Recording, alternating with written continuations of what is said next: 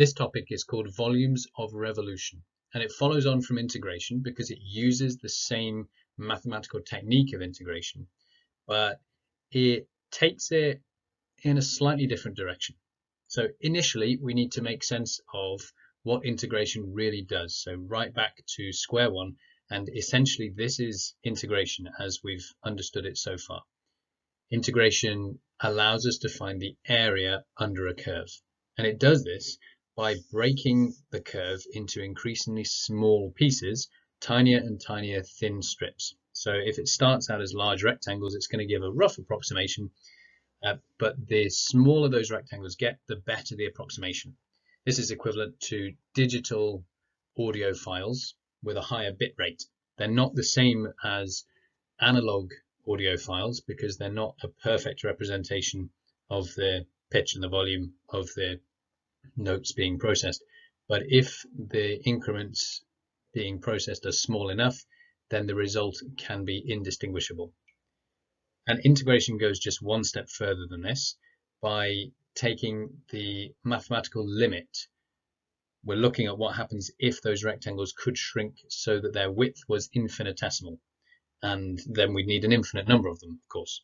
So you start with a large number of thin rectangles, and we're basically adding up the area of each one. We think of the width as being delta x. That's a lowercase delta for a small change in x, or a small increment in the x direction. And then the height is just y. That's the value of the function. Y equals f of x means that the height at any given point is going to be f of x, or the y coordinate. If we multiply them together, y times delta x, that gives the area of a single rectangle. And if we add all of those, we get the sum from some arbitrary starting value to an arbitrary finishing value. Those are the limits of the sum because we want to add up all of the rectangles between two values of x. Now, as delta x gets smaller, like we said, this becomes better and better. But if we take the limit, then what we get is something called the integral. So the notation should look very similar. Instead of the Greek letter s, we've got a Latin letter s, and we use that as our integral sign. We integrate between limits of a and b, just like we had a discrete sum between limits. But now we use dx instead of delta x to represent the infinitesimal width. So this should be something you're familiar with. The area is given by the integral of y dx. Usually we replace y with the function, whatever it is. If we're dealing with y equals sine x plus 2, like this graph, then we'll have the integral between minus 6.5 and 12.8 of sine x plus 2 dx. But that y that's inside there just represents the function itself. And now we know how that works, we can see how to generalize this. So instead of just using integrals to sum up areas of tiny things, we could use them to sum up volumes of tiny things. So for instance, the curve we were looking at just then, y equals sine x plus 2, what if instead of the flat area enclosed by the curve, the boundary lines and the x-axis, what if we wanted to take the curve and rotate the whole thing around the x-axis through 3D space to generate a three-dimensional surface? Think of it something like this, pulling it off the page, turning it around, so that the points on the curve that are closest to the x-axis will generate narrow neck for our bottle, and then the bits furthest away will be a wider neck. At any given point, if you slice it, you could get a circular cross-section, but the overall shape is quite a sophisticated surface, and we would describe the solid bounded by that surface as a solid of revolution. If we're interested in the space inside, we describe that as the volume of revolution. These are a specific type of shape. Not all shapes will be solids of revolution by any means, but a lot of common shapes that we might work with very well might be. Think of it as anything you could build on a lathe. So if you can construct this shape so that it has an axis of symmetry, then it is a solid of revolution. And in the same way that when we're finding area, we add an infinite number of infinitesimal rectangles, when we're finding a volume, we need to add an infinite number of infinitesimal cylinders. Think about taking this three-dimensional object and slicing it in thin slices. So every slice is like a slice of salami. It's like a coin that is very, very thin. Technically, a coin is a cylinder, with a very, very small height. And that's the kind of thing we would get here. And imagine those slices getting smaller and smaller and smaller. So in the same way that when we integrate the areas of tiny rectangles, it's almost like we're adding a bunch of lines and getting a plane. Now we'll be adding a bunch of planes and getting a solid object. Let's see what this looks like in notation form. We'll start with the disks themselves. Now, because the function that we're originally given represents how far away the surface will be from the axis, the x-axis, the radius is just the function itself, the output of the function, which is y. And then the height of each cylinder, in other words, the thickness of those tiny, thin salami strips, will be delta x. But we're not looking this time for the area of a rectangle with a width of delta x and a height of y. We're looking for the volume of a cylinder with a radius of y and a height of delta x. So have a think about what the formula might be for that cylinder. And then let's see if it matches what I've got. I have pi y squared delta x. So the pi r squared bit would be the area of a circle with radius r. Therefore, we have pi y squared. Then you multiply by the height of your cylinder, which in our case is delta x. And in the same way that we did with areas, we can think about the delta x as becoming smaller and smaller, and then we consider the strange mathematical object, which is this infinitesimal dx, which somehow represents the limit that delta x is approaching.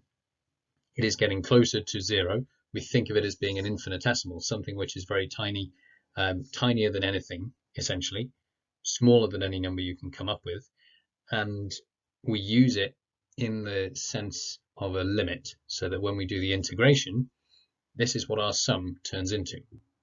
We get the integral of pi y squared dx. So it still comes out as a single integration that you need to perform. The difference in terms of the technicalities that you've got to deal with are, instead of integrating the function with respect to x, you integrate the square of the function and you multiply by pi. So here is your formula for the volume of revolution. This is the volume of revolution that's formed when you rotate a curve through 2 pi radians, in other words, a full turn, about the x-axis between two given limits for x. Let's work through an example so you can see what it would look like. We want the volume enclosed by the solid of revolution formed by rotating the parabola y equals x squared plus 1 by 2 pi radians about the x-axis between the limits of x equals 0 and x equals 2. Well, we start by setting up the integral. And generally speaking, as I've done in the blue key points box over on the right, we pull out the pi because that's not normally going to help our integration, and it's just a constant. So that can sit outside the integral sign. Just don't forget that it's important and needs to be factored in at the end. But now we just need to integrate x squared plus 1 squared. Now what's inside that bracket is not linear, so the simplest way to deal with this is to expand out the bracket. Once we've done that, we can integrate each term because we learned how to do that way back at the beginning of year 1. And when we've integrated each term, we're going to substitute the limits of 0 and 2 into that. But I'm remembering at each stage to include the pi factor at the beginning. So at the end, we get this number, a nice, precise, exact value for the volume enclosed by that shape, 206 pi by 15. This is what that would look like, drawing these out in GeoGebra 3D so you can see it. We take our parabola, we look between 0 and 2 on the x-axis, and you imagine rotating the whole thing round. We generate this weird horn-like funnel shape. The volume of that shape is what we're trying to calculate.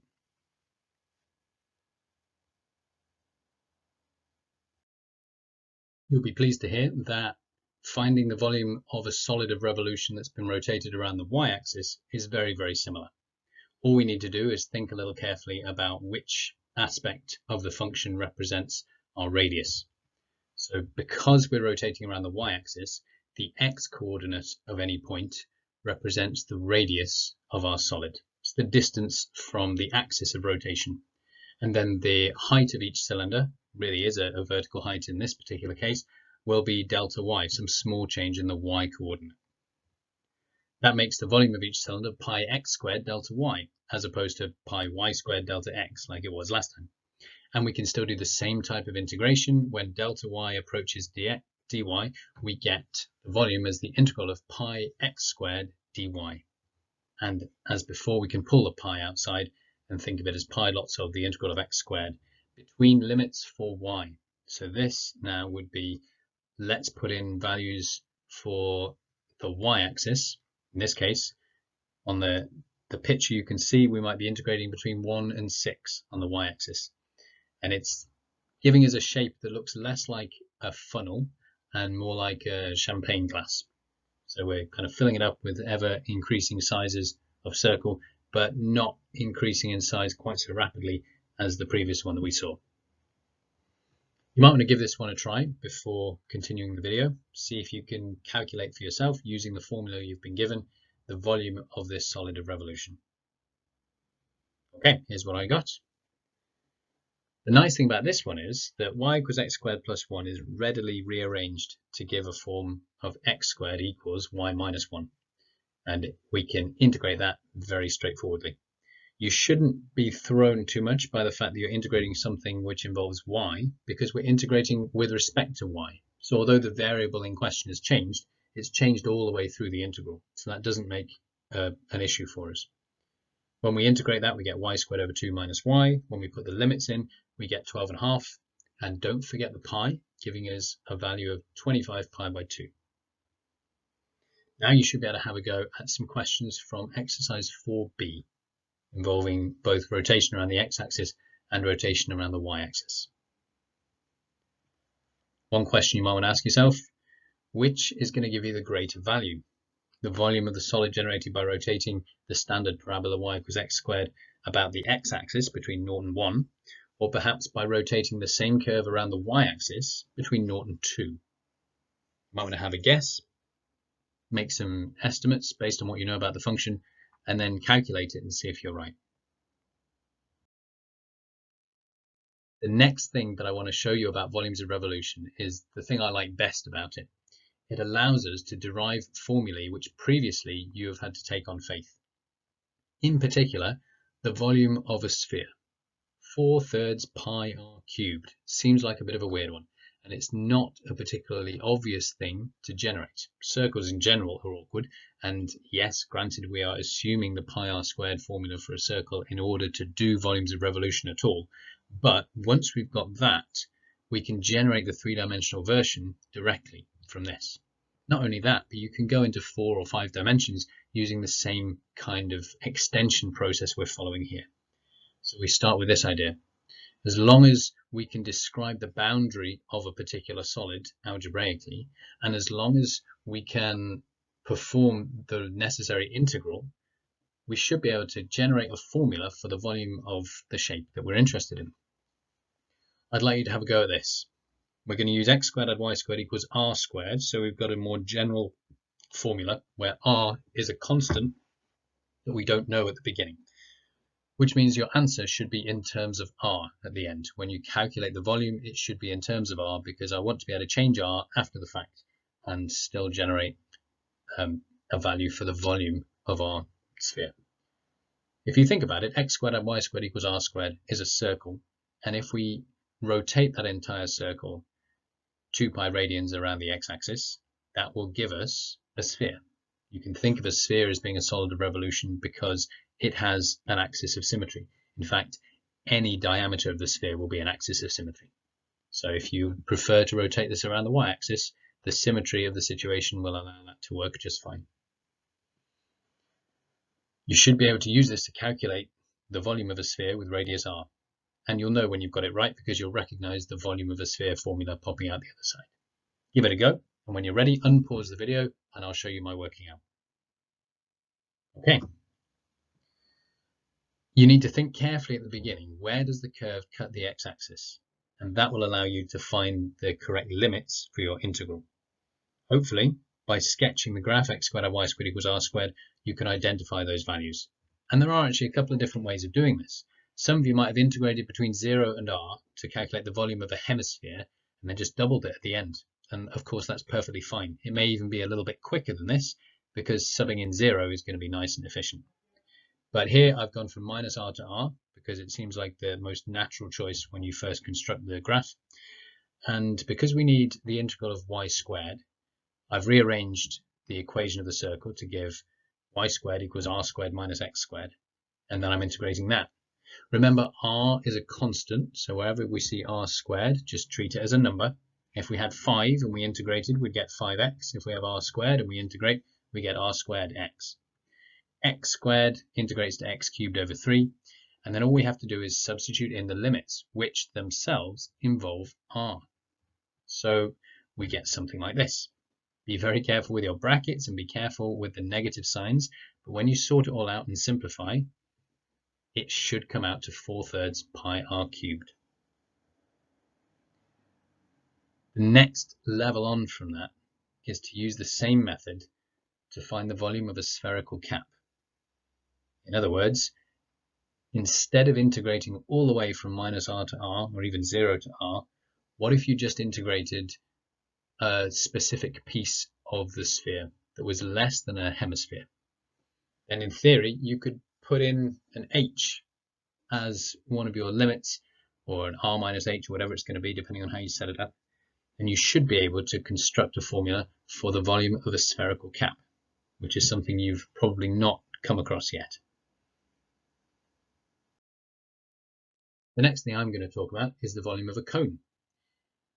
Before I go any further, see if you can visualize how this would work. Have a think about in what sense a cone is a solid of revolution and how you would set it up on a graph so that you could perform the relevant integral. When you've had a think, maybe drawn some pictures, done some calculations, come back and unpause. Okay, the first thing to notice here is that a cone is a solid of revolution whose boundary is a line, just a straight line. If you think about rotating a straight line around a particular axis, the result will be a conical shape. So we're going to start by thinking about the general cone, a cone with a base radius of r and a perpendicular height of h. And I'd like you to have a go at explaining why this is the equation of the line I'm interested in, or a valid equation. Depending on how you choose to set this up, you might have done it differently, but can you justify using this line equation, ry plus hx equals hr, to describe the boundary line of this cone? All right, the next thing to do, can you see which axis we ought to rotate this line around to form the cone we're interested in? We need the base radius to be r and the perpendicular height h, not the other way around. Right, we ought to have the line cutting the y-axis at 0h and the x-axis at r0. That's the simplest way, I think, to explain why that particular line can be used to describe the boundary. If I'm drawing that part of the cone on a graph, then I need it to have the correct height, so it needs to cross the y-axis at h, but it also needs to have the correct radius, so it's going to cross the x-axis at r. And because of the way it's set up, so I've got my cone sitting pointing up the y-axis, that means I'm going to need to rotate around the y-axis. That's the axis of symmetry that I've chosen to use. Therefore, we should be able to set up the integral. If you've not yet tried this setting up the integral with this situation, then pause at this point and give it a go yourselves, and then see if you can evaluate your integral. Plug all the values in, and you should be able to generate an expression involving h and r. Right, this is what I have. We need the integral of pi x squared dy. X squared can be calculated by first rearranging our straight line equation to get x equals, and then squaring it all. So x will be equal to some linear combination of y and some numbers, and then when we square it all out, we'll get a quadratic involving y. Notice that most of these terms are just constants. R squared, 2r squared over h, r squared over h squared. They're all constant terms. And so really all we're doing is integrating a quadratic involving y. When we integrate it, we get this, and you've got to pay very close attention to your r's and your h's so that you don't get in a muddle when you're substituting numbers in. I had to do this 2 or 3 times before it came out properly. But when you get the correct answer, hopefully you'll recognize it. 1/3 pi r squared h. The volume of a cone turns out to be exactly 1/3 of the volume of the cylinder that would contain it. And incidentally, 1/4 of the volume of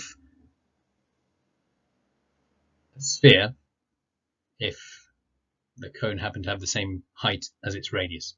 There are connections between cones and spheres and cylinders that you might want to look up for yourself because it's quite interesting, and there are ways of proving that the volume of a cylinder and the volume of a cone, the volume of the sphere, are connected quite closely.